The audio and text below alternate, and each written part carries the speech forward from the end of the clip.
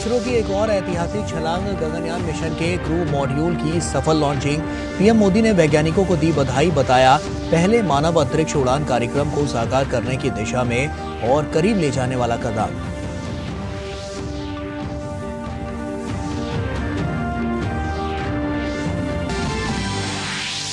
PM Modi ने Scindia school Gwalior के 125वें स्थापना दिवस कार्यक्रम में की शिरकत। बहुउद्देशीय खेल परिसर का किया शिलान्यास। कहा कम से कम एक गरीब परिवार की उठाएं जिम्मेदारी, गरीबी भी दूर करेगा और विकसित भी बनेगा भारत।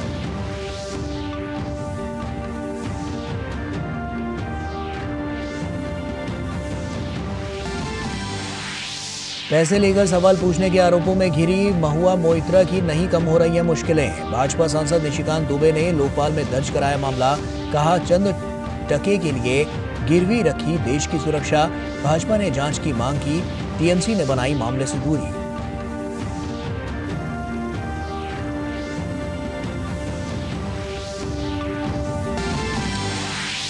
चुनावी राज्यों में प्रचार तेज। भाजपा ने राजस्थान के लिए 83 उम्मीदवारों की जारी की दूसरी सूची। झालरापाटन से वसुंधरा राजे को बनाया उम्मीदवार। वहीं कांग्रेस की भी 33 उम्मीदवारों की पहली सूची जारी। लिस्ट में अशोक गहलोत, सचिन पायलट का नाम।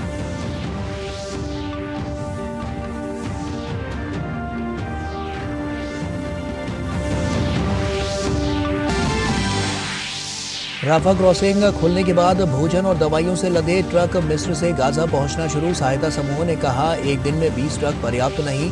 इजरायली सेना ने कहा हमास के कब्जे में 20 बच्चे समेत 210 बंधक। काहिरा में शांति सम्मेलन।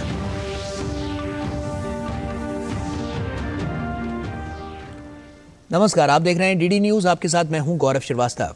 कहते हैं कोशिश करने वालों की हार नहीं होती, और ये बात इसरो के वैज्ञानिकों ने एक बार फिर से सच साबित कर दी है। इसरो ने चंद्रयान और आदित्य L1 के बाद श्रीहरिकोटा से गगनयान के टेस्ट व्हीकल क्रू मॉड्यूल की सफलतापूर्वक लॉन्चिंग की, और इसके साथ ही भारत ने इंसान को स्पेस में भेजने की तरफ पहला कदम बढ़ा दिया। शनिवार का दिन और 21 अक्टूबर की तारीख अंतरिक्ष क्षेत्र में भारत की ताकत के लिए याद की जाएगी। इसरो ने चंद्रयान और आदित्य L1 के बाद श्रीहरिकोटा से गगनयान के टेस्ट व्हीकल क्रू मॉड्यूल की सफलतापूर्वक लॉन्चिंग की। सुबह 10 बजे क्रू मॉड्यूल को लेकर रॉकेट 16.5 किलोमीटर ऊपर गया और फिर बंगाल की खाड़ी में लैंड कर गया। इस तरह गगनयान मिशन के लिए मानव रहित उड़ान का परीक्षण सफलतापूर्वक पूरा हुआ। इस परीक्षण का उद्देश्य गगनयान मिशन के क्रू मॉड्यूल एस्केप सिस्टम को परखना, यानी यान को अलग करने की विभिन्न प्रणालियों सहित यान की उप प्रणालियों और चालक दल के सुरक्षित बच निकलने की प्रणाली की पड़ताल करना था। इसे टेस्ट व्हीकल एबॉर्ट मिशन 1 और टेस्ट व्हीकल डेवलपमेंट फ्लाइट यानी TVD1 भी कहा जा रहा है।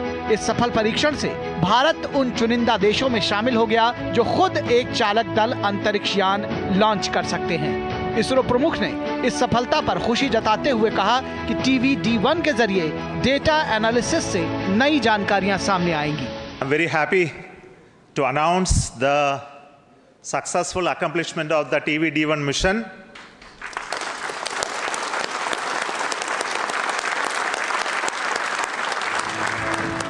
हालांकि मिशन के टेस्ट व्हीकल की लॉन्चिंग को पहले सुबह तकनीकी कारणों की वजह से टाल दिया गया था, लेकिन जल्द ही इसे ठीक कर लिया गया और सुबह 10 बजे इसरो ने नया इतिहास लिख दिया। इस सफलता पर पीएम मोदी ने इसरो को बधाई दी। पीएम ने अपने एक्स संदेश में लिखा कि ये सफलता हमें भारत के पहले मानव अंतरिक्ष कार्यक्रम गगनयान को साकार करने के एक कदम और करीब ले जाती है। इसरो के वैज्ञानिकों को मेरी शुभकामनाएं। टेस्ट मिशन की सफलता पर केंद्रीय मंत्री जितेंद्र सिंह ने इसरो को बधाई दी। उन्होंने कहा कि इस कामयाबी से गगनयान की यात्रा का जो आखिरी पड़ाव है उसकी तरफ हमने पहला कदम बढ़ाया है। इस कामयाबी से गगनयान की यात्रा का जो आखिरी पड़ाव है उसकी तरफ आज हमने पहला कदम उठाया है। The first step in the last leg of journey towards the launch of Gaganyaan. और आज जो प्रशिक्षण हुआ है, ये टेस्ट फ्लाइट, इसके बाद, इसकी सफलता के बाद एक के बाद एक श्रृंखलाबद्ध तरीके से इस तरह की फ्लाइट्स की जाएंगी। फिर वो मरहला आएगा कि एक गगनयान लगभग 2025 में हम भेज पाएंगे। गगनयान के पहले परीक्षण की सफलता को लेकर देश भर में लोगों में खुशी के साथ ही गर्व का भाव रहा। खासतौर पर बच्चे बेहद उत्साहित रहे। श्रीहरिकोटा के सतीश धवन अंतरिक्ष केंद्र पर मौजूद बच्चों ने इस सफलता पर खुशी जताई। It is a trial mission, unmanned plan. It is a very good opportunity to improve our ISRO. It will be a successful launch. It will be proud to every Indians. We are so proud to be here, and Chandrayaan-3 is also a successful rocket. I am very interested to see launching of Gaganyaan. I like space science. इस test उड़ान की सफलता ने Gaganyaan mission के आगे की सारी रूपरेखा तय कर दी है। इसके बाद अगले साल एक और टेस्ट फ्लाइट होगी, जिसमें ह्यूमनॉइड रोबोट व्योम मित्र को भेजा जाएगा। गगनयान मिशन का लक्ष्य 2025 में 3 दिवसीय मिशन के तहत मनुष्यों को 400 किलोमीटर की ऊंचाई पर पृथ्वी की निचली कक्षा में भेजना और उन्हें सुरक्षित रूप से पृथ्वी पर वापस लाना है। श्रीहरिकोटा से आयशा खानम के साथ ब्यूरो रिपोर्ट, डीडी न्यूज। और पुलिस स्मृति दिवस के मौके पर देश की सेवा करते हुए प्राण न्यौछावर करने वाले शहीद पुलिस कर्मियों को याद किया गया। इस मौके पर केंद्रीय गृह मंत्री ने कहा कि मोदी सरकार ने पुलिस के आधुनिकीकरण के लिए पुलिस टेक्नोलॉजी मिशन की स्थापना करके विश्व का सर्वश्रेष्ठ आतंकवाद रोधी बल बनने की दिशा में काम किया है। सरकार के कड़े रुख का ही नतीजा है कि पिछले 1 दशक में आतंकवाद, उग्रवादी हमलों, नक्सलवाद और नस्लीय हिंसा में 65% की कमी आई है। प्रधानमंत्री नरेंद्र मोदी ग्वालियर के 1 दिवसीय दौरे पर सिंधिया स्कूल के 125वें स्थापना दिवस कार्यक्रम में शामिल हुए। उन्होंने ग्वालियर के साथ अपना विशेष नाता बताया। उन्होंने कहा कि भारत अंतरिक्ष में स्पेस स्टेशन स्थापित करने की तैयारी कर रहा है।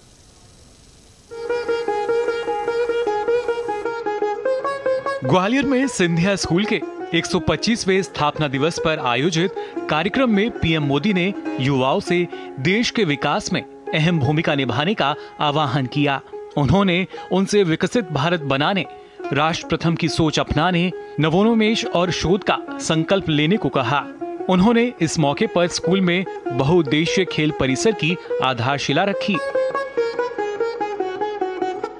और प्रतिष्ठित पूर्व छात्रों और शीर्ष उपलब्धि हासिल करने वालों को स्कूल का वार्षिक पुरस्कार प्रदान किया।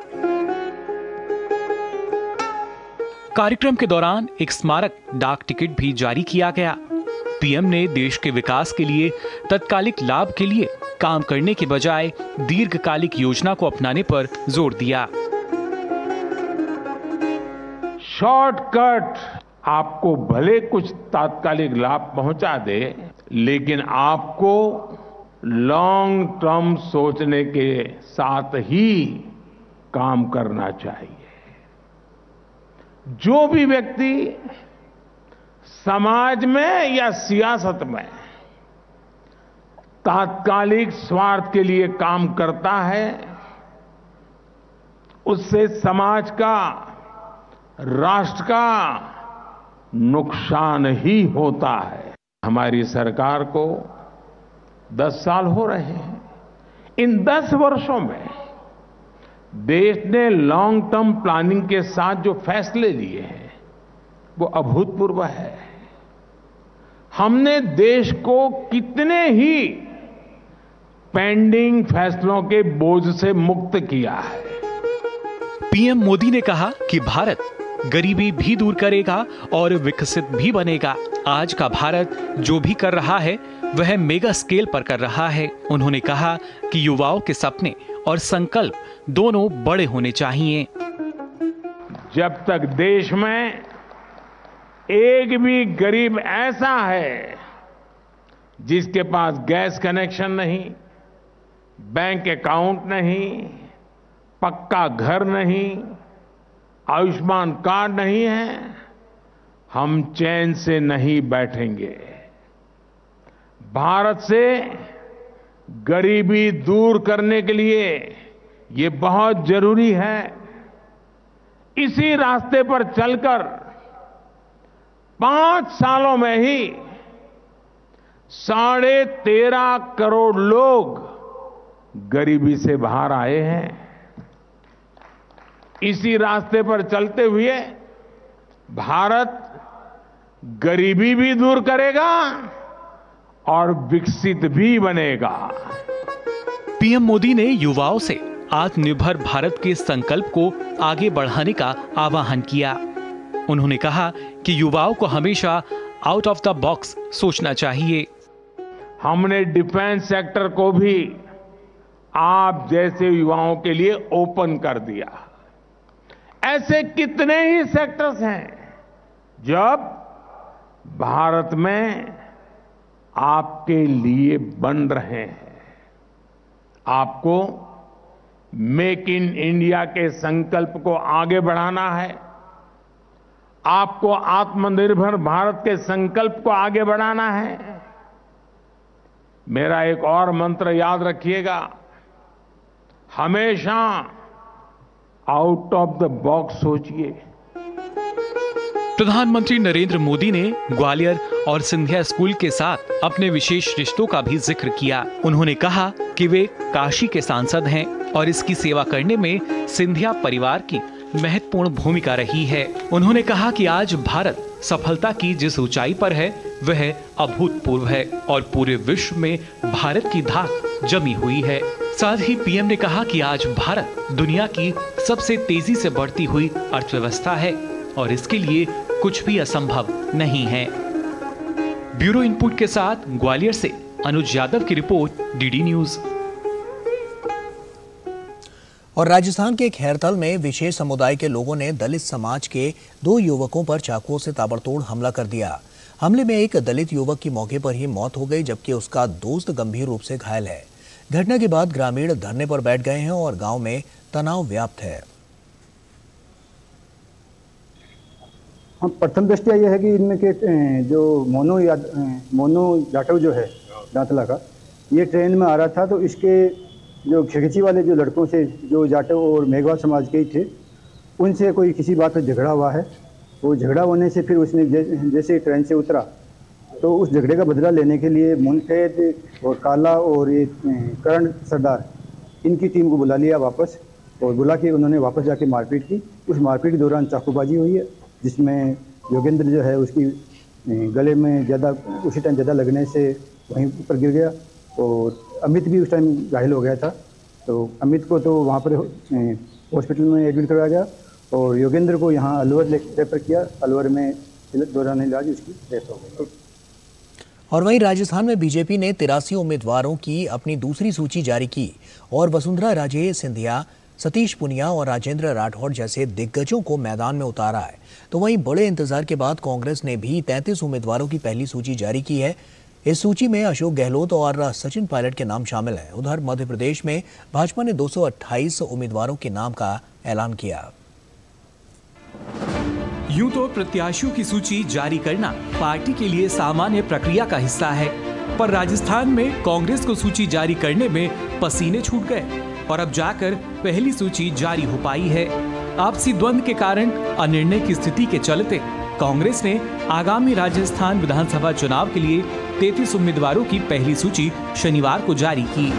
कांग्रेस की पहली सूची में अशोक गहलोत के साथ ही सचिन पायलट, दिव्या मदेरणा, गोविंद सिंह डोटासरा, डॉक्टर अर्चना शर्मा, ममता भूपेश के साथ ही अशोक चांदना का नाम भी शामिल है। मुख्यमंत्री अशोक गहलोत सरदारपुरा से चुनाव लड़ेंगे, वहीं सचिन पायलट टोंक से, ममता भूपेश सिकराई से, दिव्या मदेरणा ओसियां से चुनाव मैदान में उतारी गई हैं। पहली सूची में सीपी जोशी का नाम भी शामिल है, जिनके नाम को लेकर आशंकाएं जताई जा रही थी। वहीं दूसरी तरफ भारतीय जनता पार्टी ने 83 उम्मीदवारों के नामों की दूसरी सूची जारी की। भाजपा ने पूर्व मुख्यमंत्री वसुंधरा राजे सिंधिया को झालरा पाटन से, पूर्व भाजपा प्रदेश अध्यक्ष सतीश पुनिया को अम्बेर, तारानगर से राजेंद्र राठौड़ और नागौर से ज्योति मिर्धा को उम्मीदवार बनाया है। मध्य प्रदेश चुनाव के लिए भाजपा ने 52 उम्मीदवारों की 5वीं सूची जारी कर दी है। इस बार बीजेपी ने पूर्व मंत्री माया सिंह और वर्तमान मंत्री उषा ठाकुर को टिकट दिया है। वहीं इंदौर 3 विधानसभा सीट से कैलाश विजयवर्गीय के विधायक बेटे आकाश विजयवर्गीय का टिकट नहीं मिला है। बीजेपी ने 5 लिस्ट जारी कर प्रदेश की 230 विधानसभा सीटों में से 228 सीटों के लिए प्रत्याशियों के नाम का ऐलान कर दिया है। पहली लिस्ट में पार्टी ने 39 उम्मीदवारों के नाम का ऐलान किया था। इसके बाद दूसरी लिस्ट में भी 39, तीसरी लिस्ट में 1 और फिर चौथी लिस्ट में 57 उम्मीदवारों के नाम घोषित किए। अब 92 सीटों के नाम सामने आने के बाद कुल 228 सीटों के लिए प्रत्याशियों को मैदान में उतार दिया गया है। पार्टियों ने गहन मंथन और सियासी समीकरणों को ध्यान में रखते हुए प्रत्याशियों का चयन किया है, पर अब 3 दिसंबर को ही ये साफ हो पाएगा कि जनता किसको सत्ता सौंपती है। भोपाल से अजीत द्विवेदी के साथ ब्यूरो रिपोर्ट, डीडी न्यूज। और इजराइल हमास संघर्ष शुरू होने के बाद पहली बार सहायता सामग्री लेकर 20 ट्रक गाजा में दाखिल हुए। इन ट्रकों ने रफा सीमा पर मिस्र से गाजा में प्रवेश किया। संघर्ष के दौरान ये क्षेत्र क्षतिग्रस्त हो गया था, जिससे गाजा में आवश्यक राहत सहायता पहुंचाने में देरी हुई।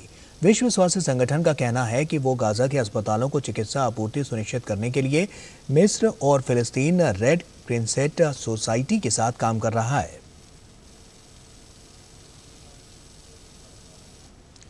ग्लोबल मैरीटाइम समिट का आयोजन अभी मुंबई में हुआ और इसका उद्घाटन प्रधानमंत्री ने वीडियो कॉन्फ्रेंसिंग के माध्यम से किया। इसमें अपने क्षेत्र में बेहतर काम करने वालों को सम्मानित किया गया। वाराणसी में क्रूज का संचालन करने वाली संस्था अलकनंदा को जल परिवहन से पर्यटन को बढ़ावा देने के लिए सम्मानित किया गया। अलकनंदा के निदेशक ने डीडी न्यूज से खास बातचीत में बताया कि कैसे वो प्रधानमंत्री की सोच को आगे बढ़ा रहे हैं। मैरीटाइम गोल्ड इंडिया समिट का आयोजन मुंबई में हुआ, जो 3 दिन का था, 17 से 19 अक्टूबर का। और सबसे खुशी की बात यह है कि वाराणसी में जो क्रूज संचालित करती है संस्था, जो उसको भी इसमें एक अवार्ड मिला है। तो जो अलकनंदा संस्था है, क्रूज का संचालन करती है यहाँ गंगा नदी पर, उसके निदेशक हैं विकास मालवीय जी। विकास जी, पहले तो आपको बधाई। और ये कितना गर्व का विषय है आपके लिए, कितना प्रोत्साहन का विषय है, और किस तरह की आपकी जो संचालन क्षमता है उसके लिए आपको ये अवार्ड मिला है? नहीं, गर्व का विषय बहुत है, क्योंकि ये ग्लोबल मैरीटाइम इंडिया समिट थी, तो ये विश्व स्तरीय कार्यक्रम था और उसमें एक सम्मान मिलना हम लोगों के लिए बहुत ही बड़ा गर्व की चीज़ है। और उसमें हम लोगों को जो भरोसा सरकार ने दिया है, जो प्रोत्साहन दिया है, तो हम लोगों को भी एक नई ऊर्जा मिली है कि आगे और भी बेहतर काम कर सकें। और उधर गुजरात के कच्छ जिले के धोडो गांव को विश्व पर्यटन संगठन UNWTO द्वारा 54 उत्कृष्ट पर्यटन गांवों में शामिल किया गया है। गांव को बेस्ट टूरिज्म विलेज का अवार्ड मिला है। प्रधानमंत्री नरेंद्र मोदी की दूरदर्शिता ने एक बंजर गांव की तस्वीर बदली है।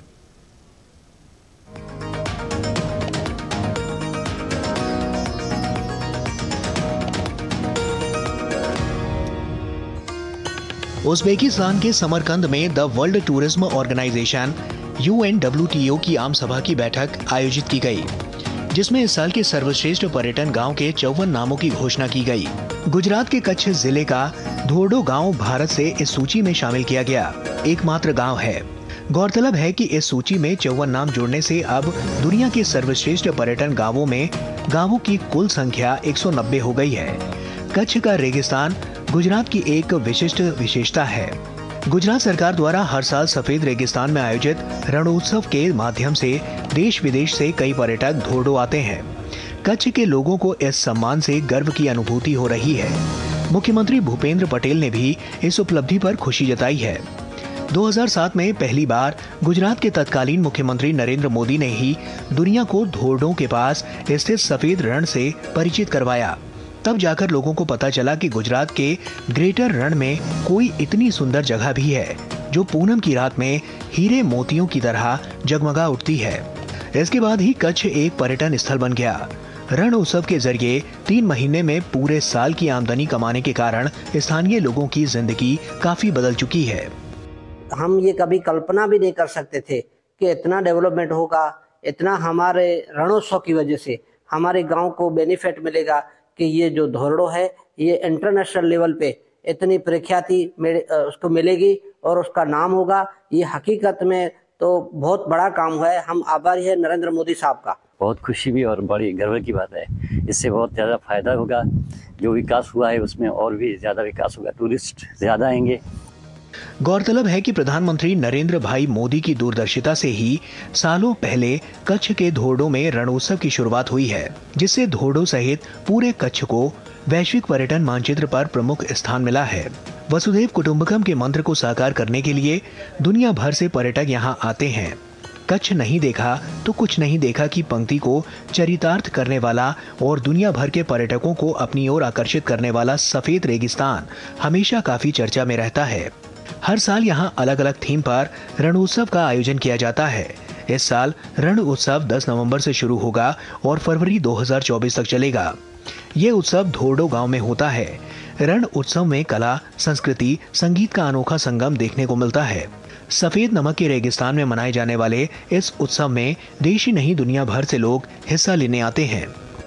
અને આપણા આદરણીય વડાપ્રધાન નરેન્દ્રભાઈ મોદી સાહેબ જ્યારે ગુજરાતના મુખ્યમંત્રી શ્રી હતા ત્યારે એના દીર્ઘદ્રષ્ટિને કારણે જે રણ ઉત્સવનું આયોજન થયું એનાથી આ સફેદ રણ ધોરડો અને એ વિસ્તારની જે વિવિધતા છે એના કારણે આપણું ભારતમાં પહેલું એક ગામ છે ધોરડો કે જે ને આપણે શ્રેષ્ઠ પ્રવાસન ગામ તરીકે સન્માનિત કરવામાં આવ્યું છે। जो एक हमारे देश के प्रधानमंत्री मोदी जी का एक सपना था, बहुत सालों से संजोया था, वो कहीं ना कहीं बोल सकते हैं कि आज सपना कहीं ना कहीं पूरा हुआ है और ये हम सब लोगों के गौरव का क्षण है। धोरडो गांव के UNWTO द्वारा विश्व के सबसे श्रेष्ठ टूरिज्म विलेज 2023 की सूची में शामिल किए जाने और अवार्ड के बाद से गांव में खुशी का माहौल है। रण उत्सव के बाद यहाँ के गांव की तस्वीर बदल चुकी है। जिस गांव को छोड़कर कभी कुछ स्थानीय पलायन करने के लिए मजबूर हुए थे, वहां आज वो वापस आकर पर्यटन के जरिए लाखों रुपए कमा रहे हैं। कच्छ के इस गांव ने पूरे विश्व को संदेश दिया है कि कैसे पर्यटन एक क्षेत्र की तस्वीर बदल सकता है। Bureau report, DD news. और मेरी माटी मेरा देश अभियान देश भर में चल रहा है। इसी क्रम में उत्तर प्रदेश के बलरामपुर में घर घर से एकत्रित अक्षत एवं मिट्टी भरा अमृत कलश धूमधाम से कलेक्ट्रेट पहुंचाया गया। नगर पालिका परिसर में आयोजित कार्यक्रम में अमीर शहीदों व वीरों को नमन किया गया। मेरी माटी मेरा देश अभियान का उत्साह उत्तर प्रदेश के बलरामपुर में घर घर में देखा जा सकता है। आदर्श नगर पालिका परिषद बलरामपुर द्वारा अभियान के अंतर्गत घर घर से एकत्रित अक्षत एवं मिट्टी भरा अमृत कलश धूमधाम से कलेक्ट्रेट पहुंचाया गया। नगर पालिका परिसर में आयोजित कार्यक्रम में अमीर शहीदों व वीरों को नमन किया गया। कार्यक्रम में शामिल लोगों ने इस अभियान को सराहा। लोगों ने देश के वीर शहीदों और आज़ादी के नायकों को श्रद्धा सुमन अर्पित किए। नगर पालिका आदर्श बलरामपुर में मेरा माटी मेरा देश शहीदों को नमन का कार्यक्रम था, जिसको आज पूज्य महाराज महेंद्र जी हनुमानगढ़ी जी के शुभारंभ कराया गया उनके हाथों से। माननीय सभासदगण जितने भी हमारे बोर्ड के 25 वार्डों के थे, सबके साथ मिलकर इस कार्यक्रम को हम लोगों ने पूर्ण किया। अभियान के तहत घर घर से एकत्र की गई मिट्टी शहीदों की याद में बनने वाली अमृत वाटिका का हिस्सा बनेगी। लोग इस बात को लेकर बेहद उत्साहित हैं और उनके यहाँ की मिट्टी इस भव्य स्मारक को बनाने में काम आएगी। माननीय मोदी जी, माननीय योगी जी का कि 140 करोड़ देशवासी अपने देश की माटी से जुड़ें और जुड़कर अपने आप को गौरवान्वित महसूस करें। समारोह के दौरान मेरी माटी मेरा देश अभियान के महत्व पर भी चर्चा की गई।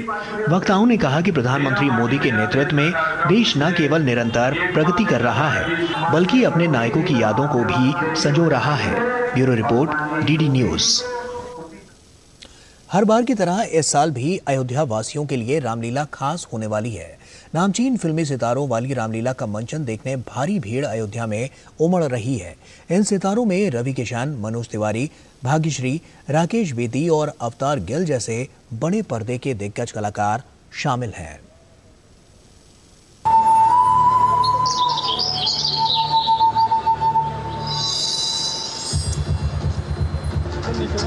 अयोध्या नगरी पूरी दुनिया में भगवान राम की जन्मस्थली के रूप में प्रसिद्ध है।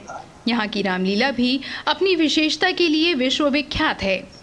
यहाँ की रामलीला की बात ही निराली है। इस बार 8 अभिनेत्रियाँ रामलीला के मंच पर रामायण के किरदारों को निभाएंगी, जबकि 22 से अधिक फिल्मी कलाकार विभिन्न भूमिकाओं में नजर आएंगे। इसका आयोजन उत्तर प्रदेश सरकार और संस्कृति मंत्रालय के सहयोग से हर साल धूमधाम से मेरी मां फाउंडेशन की तरफ से किया जाता है। अभिनेता गिरिजा शंकर रामलीला में रावण की भूमिका निभा रहे हैं। उन्होंने बताया कि पिछले साल 20 से 25 करोड़ लोगों ने रामलीला को देखा था और इस साल 50 करोड़ लोगों द्वारा इस रामलीला को देखे जाने की संभावना है। अयोध्या की रामलीला आज की तारीख में विश्व विख्यात है। ठीक है, पिछले वर्ष शायद 20-25 करोड़ लोगों ने देखा था, तो होता है इस बार शायद 50 करोड़ लोग देखे। रामलीला में वेदवती की भूमिका अभिनेत्री भाग्यश्री मंच पर निभाती नजर आएंगी। भाग्यश्री ने कहा कि जैसे मीरा कृष्ण के लिए समर्पित थीं, ठीक वैसे ही वेदवती भगवान श्री राम के लिए समर्पित थीं। साथ ही उन्होंने कहा कि श्री राम लला के भव्य मंदिर का निर्माण पूरा होने का सभी को बेसब्री से इंतजार है। अयोध्या आने का मौका मिलता है। हनुमानगढ़ी गई हूँ, रामलला के दर्शन लिए और फिर यहाँ पर रामलीला में वेदवती का किरदार निभाने आई। इतना भव्य मंदिर बनने जा रहा है जिसकी हमें सब बेसब्री से इंतज़ार है कि कब शुरू हो जाएगा और मेरे ख्याल से अगली बार जब रामलीला करने हम आएंगे तब उस मंदिर में ही भगवान श्री राम का दर्शन हो। रामलीला में प्रतिभाग करने पहुंचे अभिनेता और सांसद रवि किशन का कहना है कि अपनी धरती पर रामलीला में भाग लेकर उन्हें जीवित रहते हुए मोक्ष प्राप्ति जैसा अनुभव होता है। 700 फिल्मों के बाद और अनगिनत रोल पूरा भारत प्यार करता है, लेकिन रामलीला जिससे मैं बचपन से जुड़ा रहा, मुझे सौभाग्य मिलता है तो गोरखपुर से 150 किलोमीटर दूर मेरे संसदीय क्षेत्र से मैं यहाँ आ जाता हूँ और ये भूमिका अपने प्रभु राम की इस पावन धरती पर करके जाता हूँ, तो लगता है जीवित मुझे मोक्ष मिल गया। अयोध्या की रामलीला 14 अक्टूबर से 24 अक्टूबर तक अयोध्या के राम कथा पार्क में आयोजित की जा रही है। Bureau report, DD news. और इसी के साथ फिलहाल इस बुलेटिन में इतना ही। हमें दीजिए इजाजत। नमस्कार।